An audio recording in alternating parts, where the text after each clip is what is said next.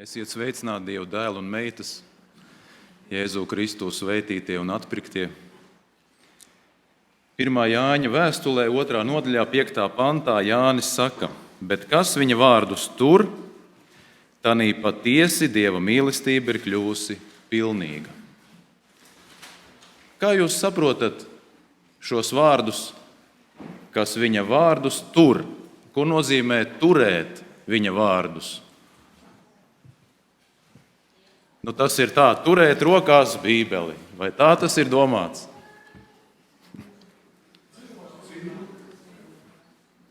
Ievērot, dzīvot, ko tu teici, Dāvi? Nest augļus, jā. Tieši tā. Un šodien mēs zinām, ka Bībelē Jēzus atstāja mums daudzus savus vārdus, daudzas mācības. Un lielu daļu no šīm mācībām cilvēki, kas saka, ka viņi tic Jēzum, ka viņi seko, viņi arī cenšas savā dzīvē to īstenot. Bet ir arī tādas Jēzus mācības, kuras ir tā kā kaut kur aizmirsušās. Un šodien gribu vaicāt jums, kā jums liekas, kāpēc cilvēki var aizmirst Jēzus mācības? Kādi var būt iemesli tam?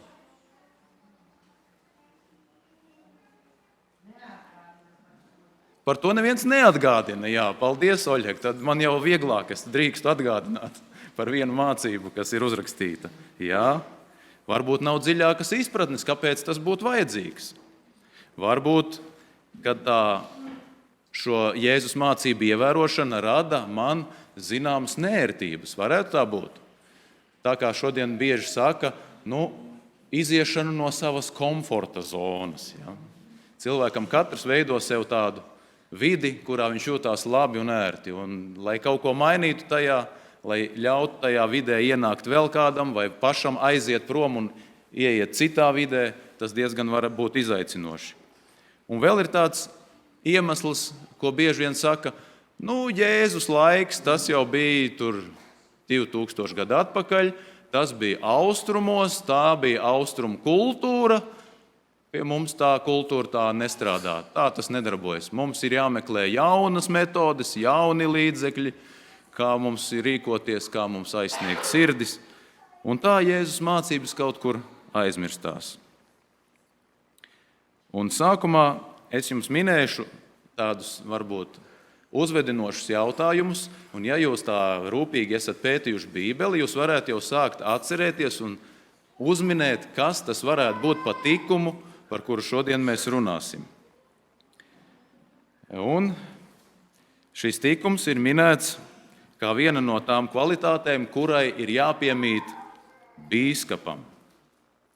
Tāpat arī šis tikums minēts kā pārbaudas jautājums par to, kura tad ir īsta atraitne un kura nav jāuzskata par atraitni.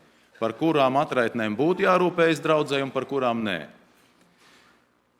Tāpat tās ir rakstīts Bībelē, ka šajā tikumā, ja mēs to praktizējam, ļoti spēcīgi iesaistās Dieva eņģeļi. Un vēl ir teikts, ka šis tikums nav domāts tikai kādam īpaši, kam Dievs dod šo dāvanu, bet tas visiem jāpraktizē. To visiem vajadzētu ievērot. Tā domāta ir ikvienam.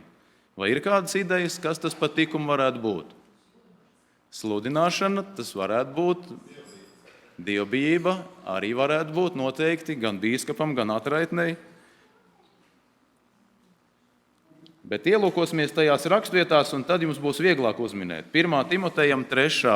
nodaļa, tur ir runāts par bīskapiem. Kas vispār tie bīskapi tādi šodien, mūsdienās ir? Protams, mācītāji pirmam kārtām, bet vēl draudzes vecākie ir bīskapi. Draudzes administratīvie vadītāji ir bīskapi.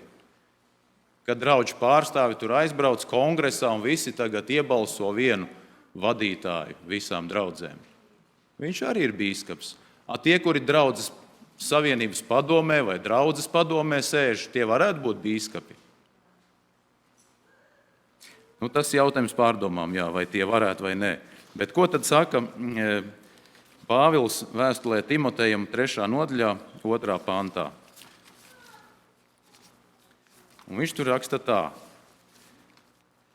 Bīskapam pienāks būt nepeļamam vienas sievas vīram, sātīgam, prātīgam, godīgam, viesmīlīgam, izveicīgam mācīšanā. Te parādījās tā sludināšana, ko jūs teicāt, bet tas nebūs īstais vārds. Meklēsim, kas kopīgs bīskapam ar atraitni.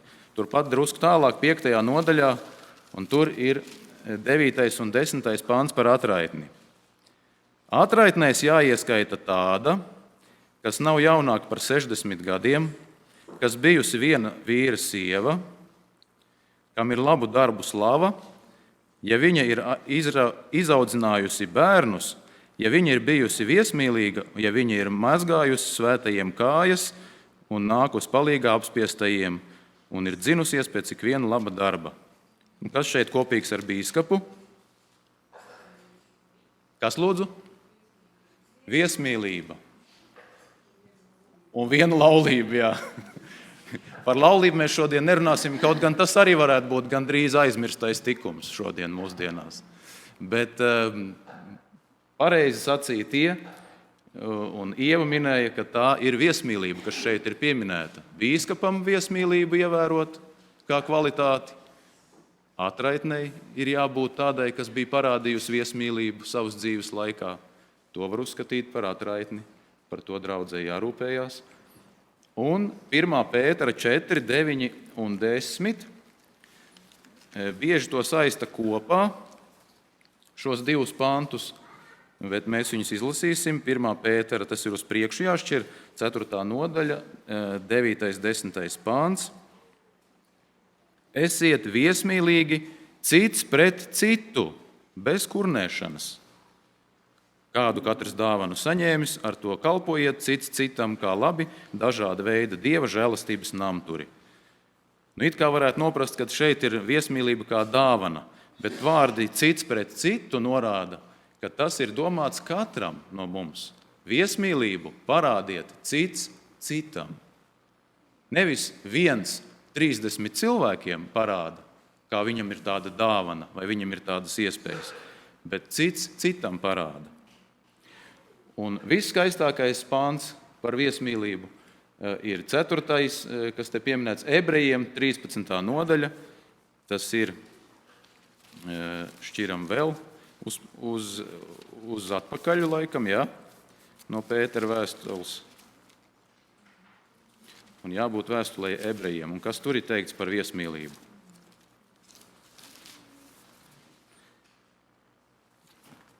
Un tur 13. nodaļā vēstulē Ebrejiem. Brāļu mīlestība, lai paliek. Neaizmirstiet viesmīlību, jo daži ar to pašiem nezinot savos namos ir uzņēmuši eņģeļus. Pāvils šeit uzsver brāļu mīlestību, lai paliek. Un pirmā lieta, kas liecina par brāļu mīlestību, ir kas? Ko viņš sauc? Neaizmirstiet, tāpēc šodienas tēma ir gandrīz aizmirstais tikums – viesmīlība. Jo daži, pašiem nezinot, ar to ir savos namos uzņēmuši eņģeļus. Pirmais atgadījums, kas nāk prātā droši vien no vecās derības, ir stāsts par Abrahāmu, ko šeit piemin Pāvils. Kad Abrahams sēdēja zem saviem ozoliem, tur rakstīts, jūs varat mājās pēcpusdienā izlasīt šo stāstu. Ļoti, ļoti interesants un aizraujošs stāsts. Tas ir aprakstīts 1. Mūzes 18. nodaļā, šodien nelasīsim. Un viņš sēž, atpūšās, un pēkšņi viņš skatās, nāk 3 vīri. Un kā viņš viņus aicina? Viņš saka, nāc, iegriezieties pie manis. Ja jūs atraduši esat labvēlību manās acīs, iegriezieties pie manis. Viņš saka, nē, mums nav laika, mums jādodās tālāk, mums ir uzdevums īpaši, nav laika te dzīvot. Viņš saka, nē, lūdzu. Viņš ko dara? Skrien ātri. Viņš sievai saka, fiksi satais kaut kādus cepamo, aiziet pie kalpiem, ātri nokaut jēru uzcept uz uguns. Ātri, dariet kaut ko, kustaties. Viņš visus pamudina, viņš parāda šo viesmīlību. Un palūkojoties, it kā liekas labi, te runāts par Abrahāmu. Bet kā tad mūsdienās mēs varam uzņemt eņģeļus? Un pirmā daļā jau mēs minējām, ka mums ir viena milzīga bagātība iedota advents tautai. šie praviešu gara raksti. Un tur paskaidrots par šo eņģeļu uzņemšanu mājā. Liecības draudzē 6. sējums, un tur rakstīts: pat mūsu dienās eņģeļi cilvēku izskatā ienāk mūsu mājās un var tikt uzņemti. Eņģeļi cilvēku izskatā. Un kā tad tas ir? Kristiešus, kas dzīvo Dieva vaiga gaismā, vienmēr pavada neredzami eņģeļi. Un šīs svētās būtnes pēc sevis mūsu mājvietās atstāja kādu svētību. Kad jūs uzaicināt savu brāli vai cilvēku, kas dzīvo Dieva vaiga gaismā, kas tic Kristum, piemēram, tad ar viņu kopā nāk eņģelis. Viņa eņģelis nāk līdzi. Un viņš atstāja jūs mājā svētību pēc sevis. Mums bija tāda priekštiesība arī pagājušā nedēļā ar sievu izjust un izbaudīt šo brāļu un māsu mīlestību. Un mēs aizbraucām pie seniem draugiem, kas bija vairāk kā 10 gadus veduši uz Latviju labdarību un līdzdalījuši. Un tagad viņi nespēcīgi, veci ar savām kaitēm un slimībām. Un mēs aizbraucam pie viņiem, un par šo tekstu domājot, mums līdzi vēl 2 brauc. Pareizi. Tie eņģeļi nāk līdzi, un tie eņģeļi ienes svētību tai mājā. Ne jau mēs, kas mēs esam? Kaut kādi tur cilvēciņi, bet eņģeļi ienes svētību. Mēs aizbraucam, viņi mums stāsta, jā, nav labi, man māsa pansionātā ir, un viņai tagad nomainīja medikamentus, saproti, un viņa nevar gulēt, viņa ceļās ik pēc 20 minūtēm, tie visi apmeklēti, tie aprūpētāji jau ir izmisumā, nezin, ko darīt vairāk. Mēs sakam, lūksim Dievu par to, nesīsim to viņa priekšā. Un Zviedriem ir paradums, viņi ēd 5 reizes dienā, jūs varat iedomāties. Un mums ir paradums, ko darīt pirms ēšanas, lūgt. Un tad tik daudz tās lūgšanas nāk, un viņiem pat pašiem varbūt nērti tik daudz lūgt.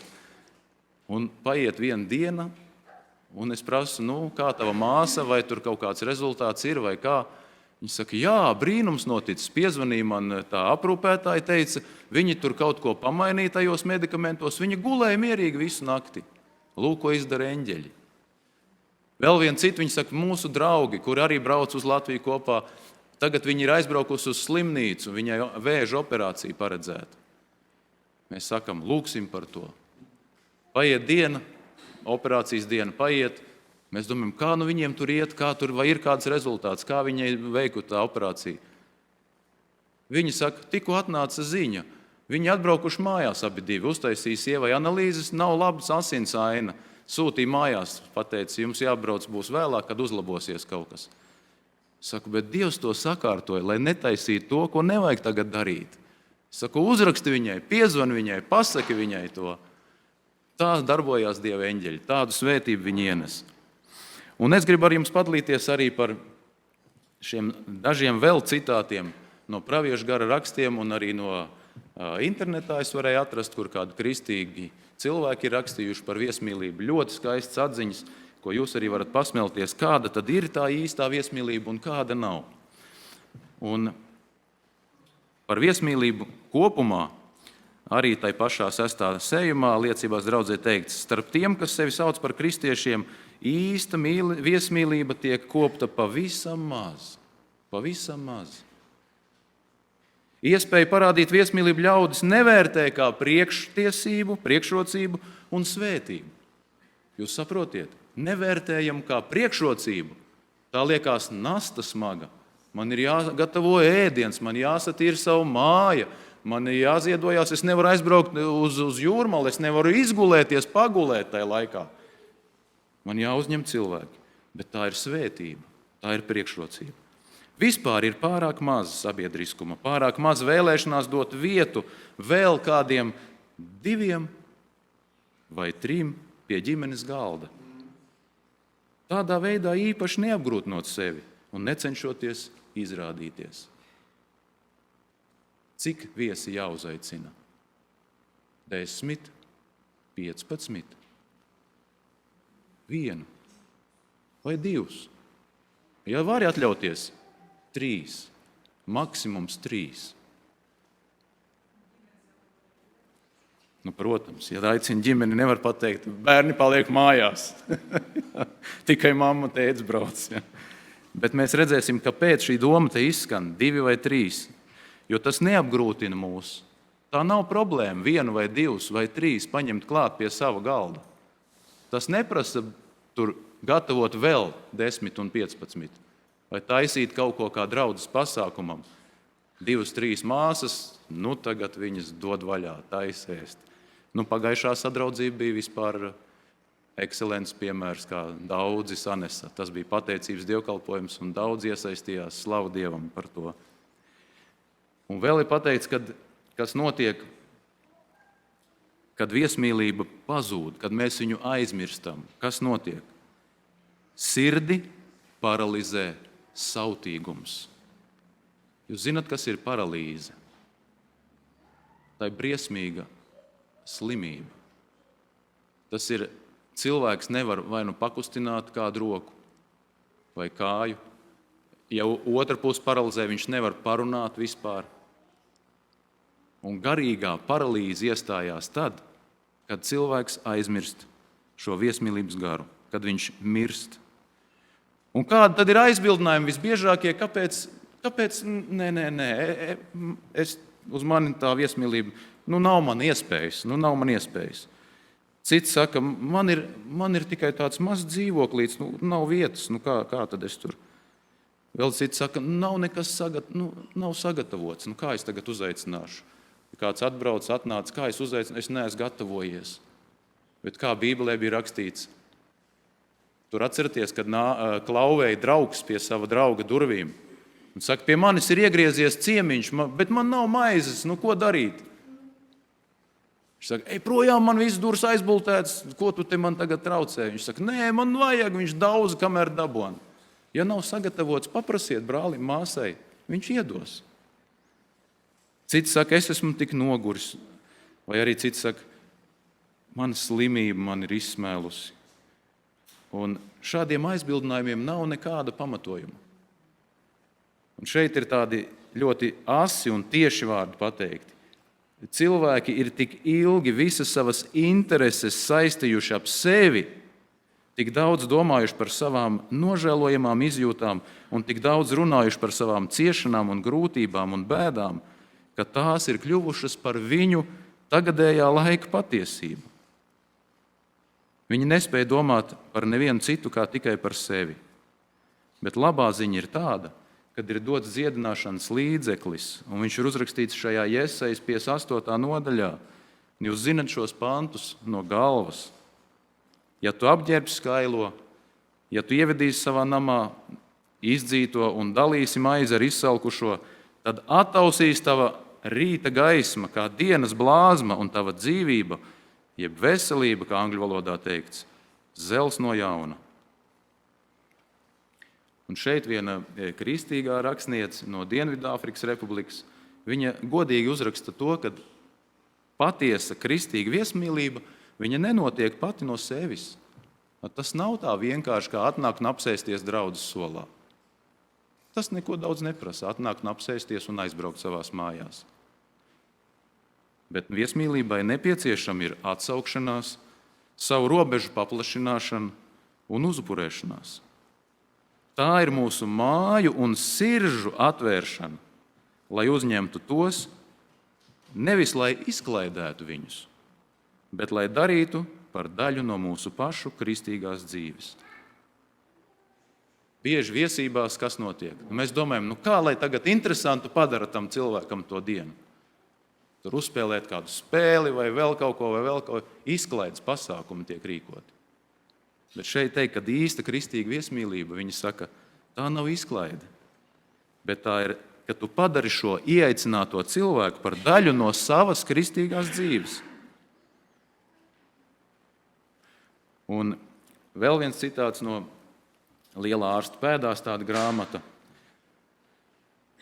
Jums nemaz nevajadzētu pūlēties šajā ārējās greznības labā. Silta, sirsnīga uzņemšana, vieta pie jūsu pavarda, iespēja sēdēt pie jūsu ģimenes galda, priekštiesība dalīties ar jums lūgšanas stundas svētībās, Daudziem no viņiem līdzināsies debesīs apsolītam prieka mirklim. Viena sieviete, kuru es atceros, tāda māsa bija Gunta Freimonte. Varbūt daži viņu vēl atcerās.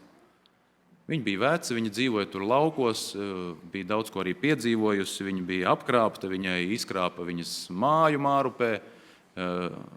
It kā viņai bija tiesības tur dzīvot, bet notika terorizēšana viņas psiholoģiskā, un viņa bija spiest pārvākties kaut kur tur tālu prom uz laukiem, aiz Sabiles. Un bija tā, ka mēs pie viņus tur aizbraucām ciemos un palīdzējām zēni tur kaut ko nopļāvu, zāli un tā. Un mēs redzējām, ka viņai tie apstākļi diezgan tādi nožēlojami tur. Un vienā brīdī mēs viņu paaicinājām pie sevis, drusku padzīvot kādu mēnesi, varbūt viņi dzīvoja, vai bišķiņu vairāk. Neatceramies, cik tas bija. Bet tas skaistākais, ko viņas acīs varēja redzēt, tie bija šie vienkāršie lūkšanas stundas svētības, ka mēs vakarā sanācām kopā, vienkārši padziedājām dziesmu, pielūdzām kopīgi. Tas bija tas skaistākais siltums, ko viņa atcerās. Ne jau, ka viņai tur deva ēst vai ka viņa varēja dzīvot tur ērtā mājā, bet tas siltums, ko viņa saņēma. Tas bija tas, ko viņa novērtē visvairāk. Un vēl viena kristīga rakstniece, Ketija Čepmene Šarpa, raksta tā, kad praktizējot īstu kristīgu viesmīlību, jūs sapratīsiet, ka cilvēki jūs mājās nav ieradušies izklaidēšanās vai ērtas labsajūtas dēļ. Jūs piedzīvosiet, ka cilvēki visvairāk novērtē mīlošu laipnību un patiesas rūpes par tiem. Tas ir brīdis, kad jūsu māja kļūst par svētnīcu tiem, kurus Dievs sūta jūsu dzīves ceļā. Jūs esat kādreiz iedomājušies? Mēs par svētnīcu domājam tajās kategorijās debesu svētnīca, Dieva tronis, kur Jēzus kalpo. Šeit viņi izsaka tādu domu, jūsu māja var kļūt par svētnīcu. Vienalga, kaut tev ir viena istaba, tā var kļūt par svētnīcu, ja tu tur ieaicini vienu cilvēku un atver savu sirdi viņam, ieklausies viņā.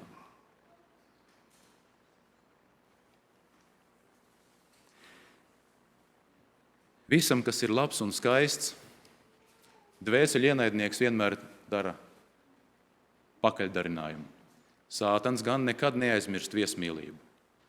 Jūs esat padomājuši, cik viņš padara šo grēku un ļaunumu pievilcīgu cilvēkam. Kā šī viss, kas ir cilvēku nogremdē, viņu ievelk iekšā un pakļauj verdzībā, tas viss ir padarīts ļoti pievilcīgs un skaists. Piemēram, smēķēšana. Manam tēvam paradums tagad smēķēt pīpi. Viņš atbrauc kādreiz palīgā, un tad viņš sastūķē to tabaku tur iekšā, un tagad piededzina savu pīpi, bet tas tabaks ir uztaisīts tik smaržīgs, tā smarža ir tik patīkama, bez maz vai man arī prasās viņu ievilkt. Bet es saprotu, ko es velku iekšā ar prātu, un es to nedaru.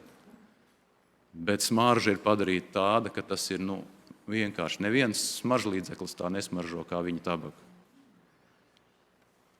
Es brīnos vienmēr arī par to, cik ļoti devīgi un viesmīlīgi ir tie cilvēki, kas paši ir šajās atkarībās, kur vienmēr tiek atrasts šis alkohols, cigarete, narkotikas, ja vajadzība ir.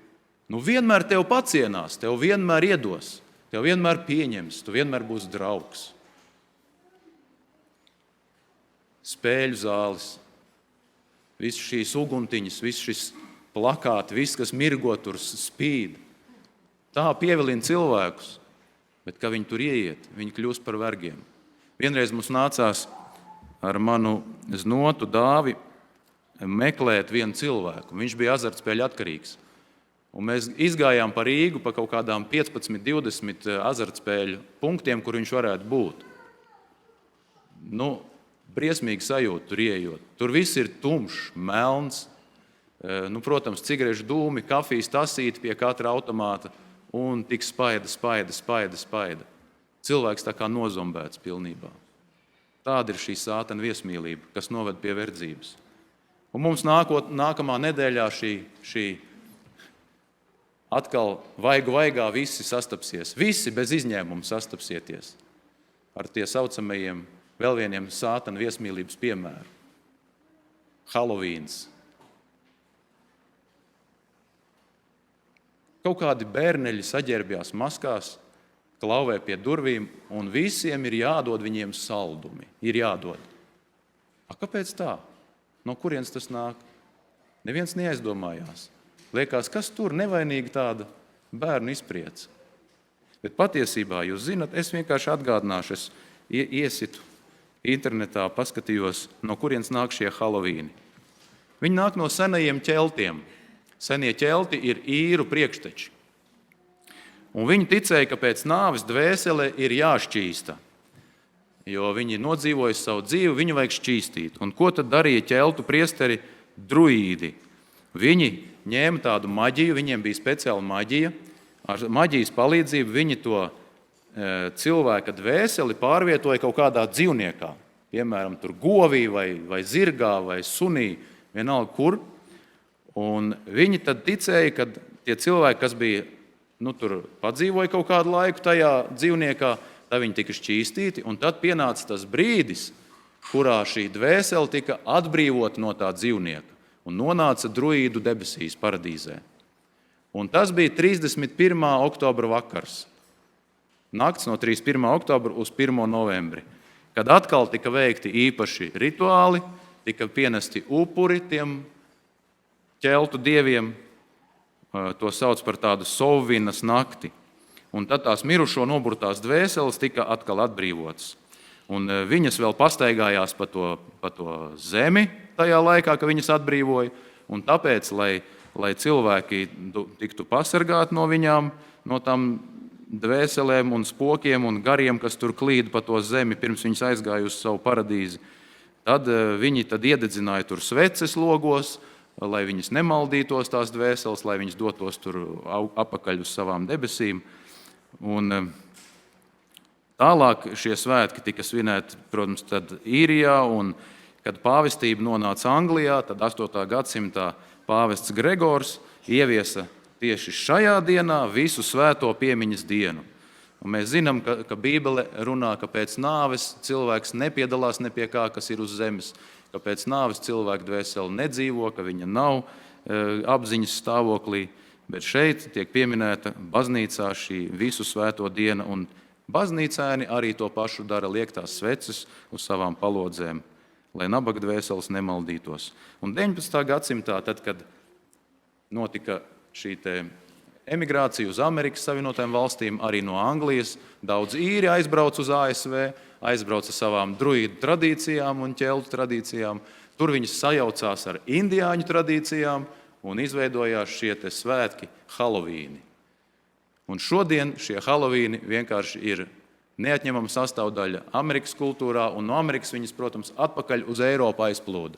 Daudzas lietas šādā veidā sātans caur Ameriku tā kā tādā bumerangā iemet tur un atpakaļ no turienes ar milzīgu spēku atpakaļ uz Eiropu. Un Halovīns ir viena no šiem svētkiem un padarīšanām, kuru izcelsme ir šajā ķeltu ticībā, dvēseles pārējai ar maģiskiem rituāliem dzīvniekā, pēc tam atbrīvošanai tieši šajā 31. jo tā bija viņu jaungada diena, 1. novembrī sākās ķeltiem jaunais gads. Un šobrīd Amerikā, jūs nevarat iedomāties, Halovīni ir otrie svētki popularitātes ziņā pēc kā? Pēc Ziemassvētkiem, protams. Un kā jums liekas, cik daudz saldumu nopērk Amerikas iedzīvotāji šajos svētkos? 1 Latviju vismaz. 4. daļa, 25% no visiem gadā pārdotajiem saldumiem tiek nopirkti Halovīna laikā. 4. daļa. 1 dienas dēļ. Un izdala bērniem, lai viņi tur indējās ar to cukuru. Un vēl kas ir? Visam pārējam, visām maskām, tērpiem, ķirbjiem, svecēm iztērēts tiek, kā jūs domājat, cik daudz naudiņas? 6 miljardi ASV dolāri. 6 miljardi ASV dolāru, lai pagodinātu šos ķeltu svētkus, visus šos dvēseļu staigāšanu apkārt. Briesmīgi. Un arī šajā sakarā praviešu garam ir ko teikt. Ļoti daudzi jaunieši stāv dzīves krustceļos. Viņus pie sevis aicina grēks. Mums visapkārt atrodas jaunieši, kuriem nav māju, un daudz tādu, kuru mājās trūkst atbalstoša, augšup ceļoša spēka. Un jaunieši tiek iedzīti grēkā. Kas iedzen viņus grēkā? Tas, ka nav šī atbalsta, nav augšup ceļoša spēka. Un viņi aiziet bojā tieši mūsu durvju priekšā.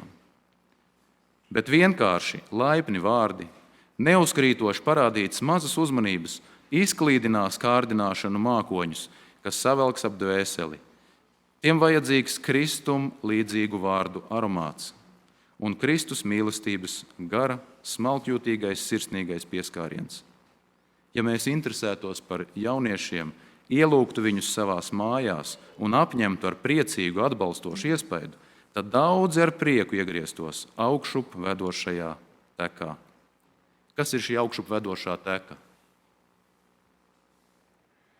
Kas tā ir, kurā jaunieši labprāt iegrieztos, ja mēs viņiem parādītu viesmīlību? Ceļš uz debesīm, ceļš pie Kristus. Ceļš pretim šim atbalstam un augšup ceļošajam spēkam.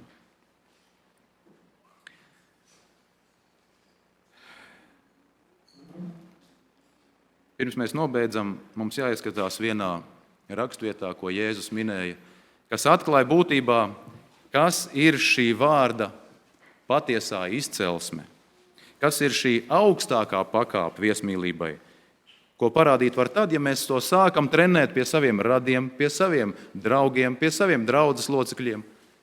Un tad, ja mēs to uztrenējam, tad jau mums var uzticēt Jēzus to mācību, ko viņš mācīja šeit Lūkas evaņģēlijā 14. nodaļā. Un viņš teica nama tēvam, kas viņu bija uzaicinājis, kad tu taisi azaidu vai vakariņas, tad neaicini savus draugus, savus brāļus, savus radus vai bagātus kaimiņus, ka tie atkal tevi neaicinātu un tu nebūtu to darījis atmaksas dēļ. Bet, kad pie tevis ir viesības, tad aicini nabagus, kroplus, tīzlus, aklus, un tu būsi svētīgs, jo viņiem nav ar ko atmaksāt. Jo tev būs atmaksa, kad taisnie celsies augšām. Jēzus šeit nepasaka, ka nevajag aicināt brāļus, nevajag draugus, nevajag radus. Viņš saka, augstākā viesmīlības pakāpe ir šī, ka tu aicini tos, kuriem nav ar ko atmaksāt. Mēs nevaram tai sagatavoties, ja mēs nepraktizējam pirmos līmenīšus. Nekādi tas nav iespējams. Un patiesībā Jēzus šeit atgādināja arī tādu senu, aizmirstu tikumu, kas bija Izrēlam. Jūs zināt, kad Izrēlā visos svētku sarīkojumos izrēlieši ieslēdz savās viesībās trūcīgos svešiniekus, levītus, kas priesteriem palīdzēja svētnīcā, kā arī reliģijas mācīšanā un misijas darbā iesaistītos. Tos uzskatīja kā īpašos viesus no tautas puses, ar kuriem dalījās viesmīlībā un par kuriem maigi rūpējās, ja tie saslima vai nonāca trūkumā. Redziet, šis vārds viesmīlība grieķu valodā ir filoksenija, 2 vārdu salikums. Filos vai filio.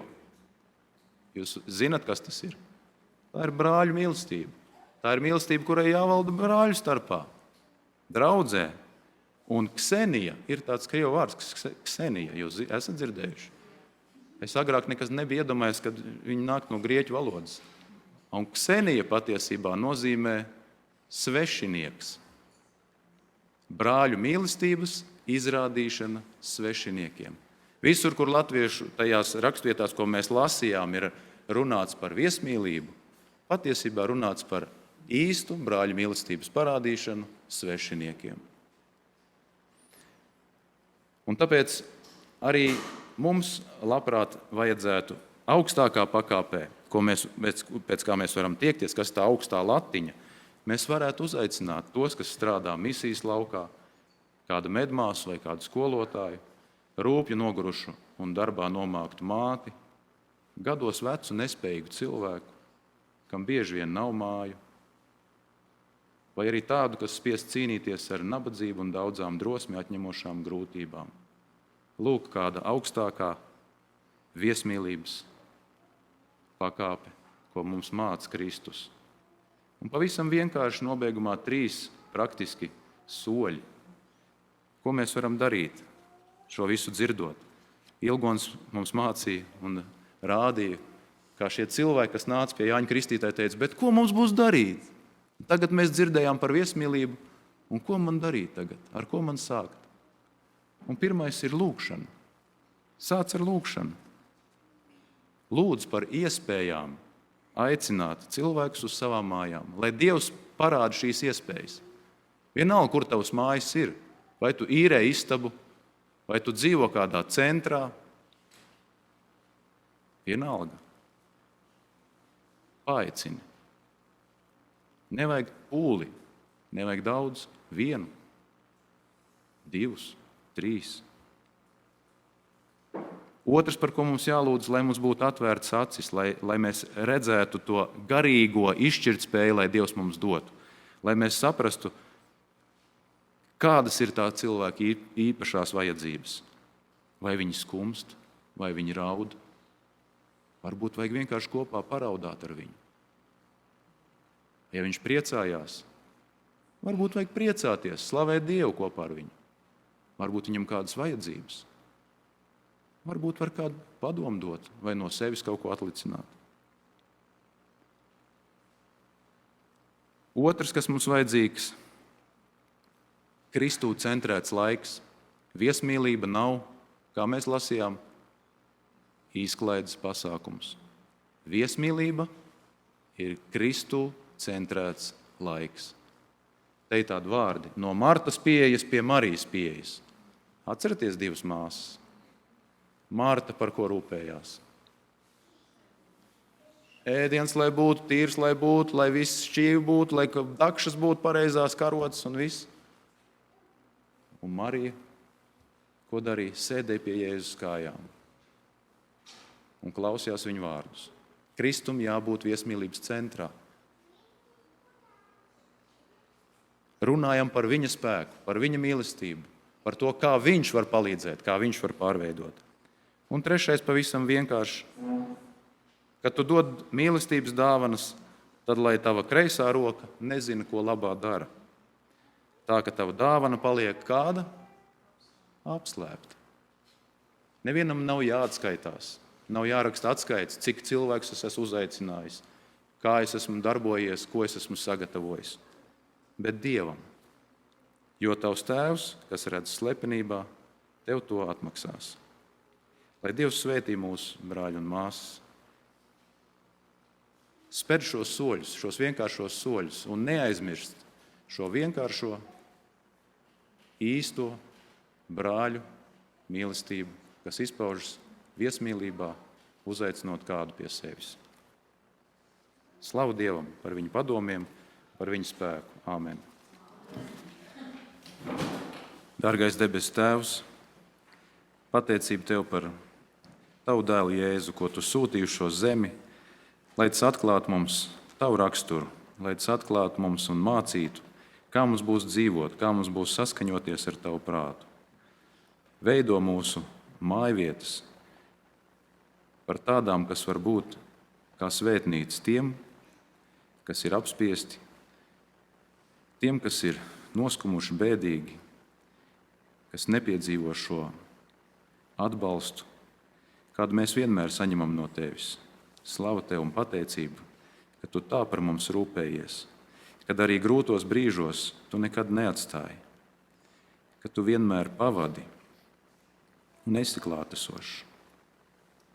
Svētī, Kungs, mūsu draudzi, palīdz atdzīvināt šo tikumu, par kuru runājām šodien, un pildi mūsu namu ar tiem, kuri būs ieaicināti kā ciemiņi. Mūsu mājvietās vispirms, un tad arī Tavā namā. Tev lai gods, slāva un pateicība. Jēzus vārdā. Āmen.